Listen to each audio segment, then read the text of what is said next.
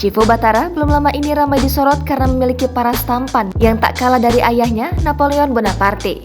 Bukan itu saja, tidak sedikit para jomblowati yang menilai Ibda Chievo ini seperti opa Korea karena gaya rambut dan wajahnya yang imut. Tak sedikit warganet khususnya wanita kagum dengan ketampanan sang abdi negara itu. Bahkan setiap unggahan di media sosial Chievo pun tak luput dari pujian.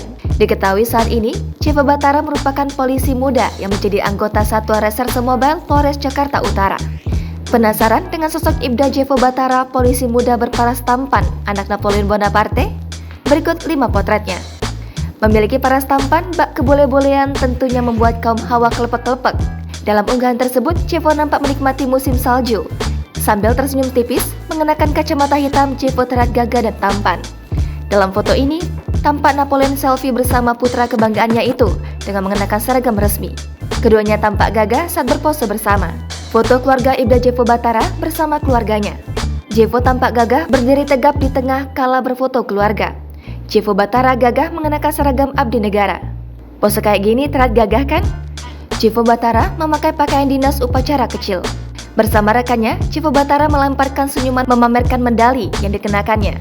Ketampanannya semakin terpancar kala mengenakan pakaian dinas upacara kecil.